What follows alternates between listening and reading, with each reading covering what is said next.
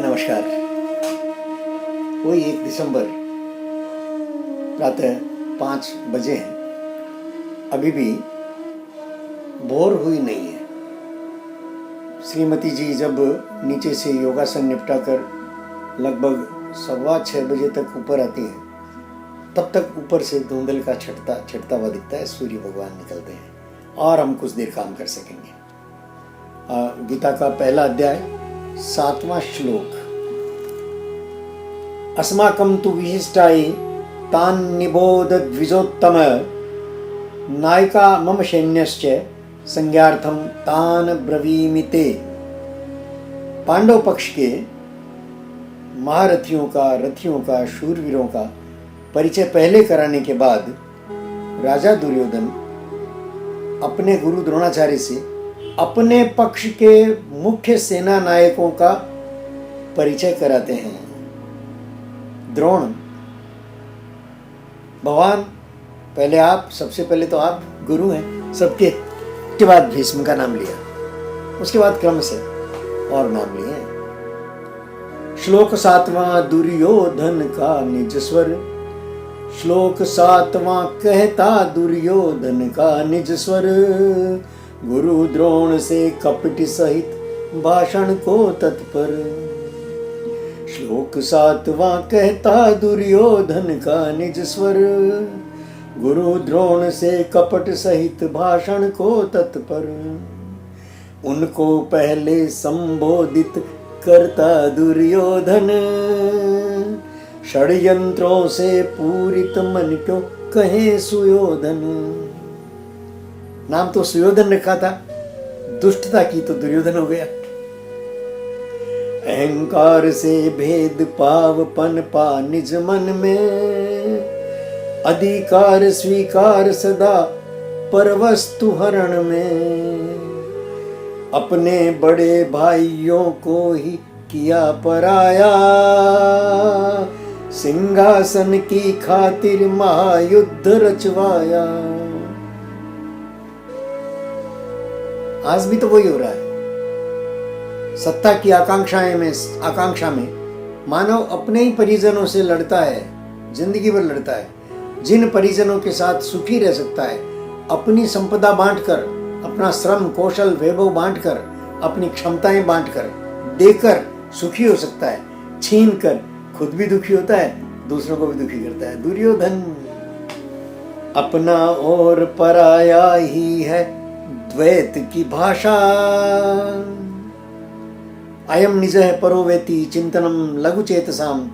उदार चरिता नाम तु वसुधैव कुटुंबकम। तो अपना और पराया ही है द्वैत की भाषा। द्वैत बने दुविधा तो बहके मन की आशा। द्वैत बने दुविधा तो बहके मन की आशा। बहका मन फिर पाप चक्र में है उलझाता। कौरव कुल पुण्यों को दुर्योधन खा जाता। कुल के समस्त पुण्यों को खा जाते हैं दुर्योधन। दुर्योधन खा जाते हैं। दुष्ट धन पाप करेगा, पाप करवाएगा। पाप ही उसकी अंतिम परिणति है, दूसरी होती नहीं है। कितना भी भ्रम में रहे कि मैं उपकार कर रहा हूं, समाज सेवा कर रहा हूं, होता नहीं है। अगर धन का सदुपयोग नहीं है तो वो अपराध की तरफ ही जाएगा। सदुपयोग तब होगा जब स्वयं अर्जित सामाजिक नियमों के अंतर्गत मानवीय मूल्यों का सम्मान करते हुए प्रकृति के सहयोग से धन उपजेगा। इतनी शर्तें हैं मित्रों। दुशासन का अग्रज ही था यह दुर्योधन। दुशासन का अग्रज ही है यह दुर्योधन। सत्ता में आकंठित डूबा इसका तन मन। आज भी धन साधन के संरक्षण हित राज की सत्ता। उल्टा क्रम दुर्योधन के हाथों अलबत्ता। धन और साधन के संरक्षण हित होती है राज की सत्ता। राजनीति का काम है कि साधनों का संरक्षण करे, अच्छा रक्षण करे। उसका उल्टा क्या होता है? साधनों को समेटना, निचोड़ना, शोषण करना, अपने अधिकार में लेना। उल्टा क्रम दुर्योधन के हाथों अलबत्ता, मानव सहज सुशासन का स्वागत करता है। सुशासन, स्वशासन हर मानव स्वागत करता है। हर मानव स्वतंत्रता कामी है मित्रों। प्रकृति से ही, बच्चे से लगाकर हर उम्र का, स्त्री पुरुष सब मानव सहज सुशासन का स्वागत करता है। दुशासन का अहम सदा पीड़क बनता है। सुशासक है धर्मराज जो ज्येष्ठ कुरु है। धन की देवी पांचाली कुल श्रेष्ठ वधु है। धन की देवी है पांचाली। अद्भुत कहा है, अद्भुत कहा है। तभी तो कृष्ण सखा बने उसके।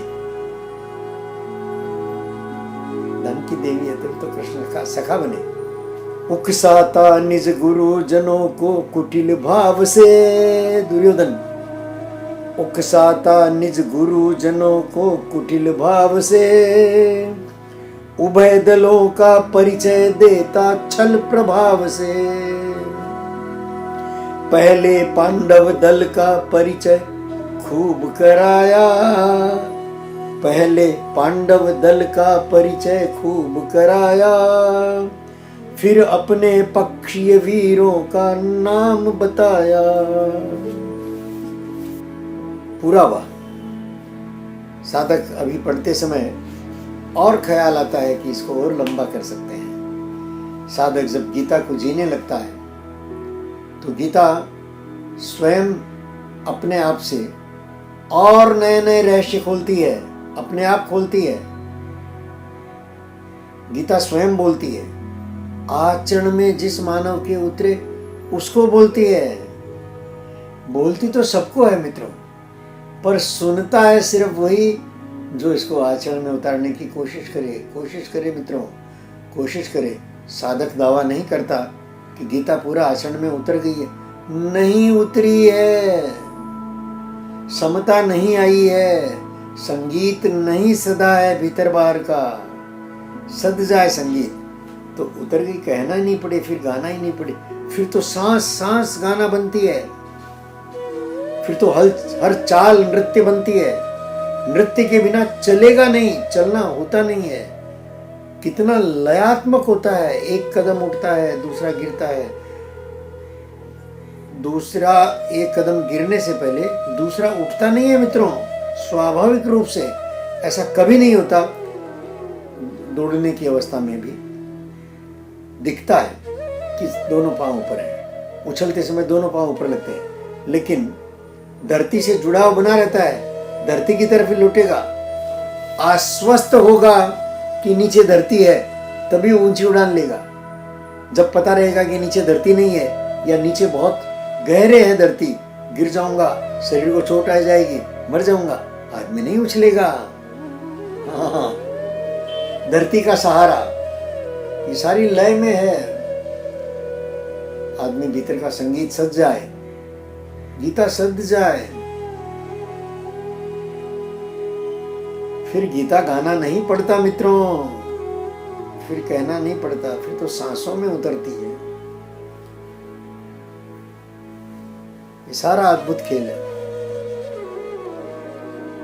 साधक जब देर से उठता है, 5:30 बजे के बाद उठता है, तो पूरा शरीर दर्द करता है। आज 3:20, 3:15 बजे उठ गया, कहीं कोई दिक्कत नहीं होती, दिन में भी दिक्कत नहीं होगी, सारे काम सुचारू रूप से चलेंगे, कहीं कोई अटकाव नहीं आएगा, कहीं कोई अटकाव आने का कारण ही नहीं है मित्रों। अद्भुत अद्भुत खेल है ये। जब संगीत में नहीं होता, आदमी देर से उठता है, ब्रह्म मुहूर्त का आनंद नहीं लेता, ये समय अद्भुत केमिस्ट्री है। सारी मानव सोया तो उस काल में उससे दुष्कर्म न हुए तो पर्यावरण अपने आप रात में ठीक करता है स्वयं को। दिन में मानव जागता है, व्यापार में उतरता है, छल प्रपंच में उतरता है, उसकी सोच में दुष्टता है, पर्यावरण प्रदूषित होना शुरू हो जाता है। बाहर तो प्रतीक है मित्रों, मोटर गाड़ियां, कल कारखाने, ये सब मानव के ही बनाए प्रतीक है। प्रतीक भी वैसे ही बनेंगे जैसा मानव का आचरण होगा, जैसा सोच में से आचरण निकलता है। और अभ्यास करेगा आदमी अच्छाई की तरफ। यही पड़ा है मित्रों, जीना यहीं बनता है, यहीं आसपास, दूर नहीं जाना है। देखेंगे मित्रों, अगले श्लोक में देखेंगे। प्रणाम।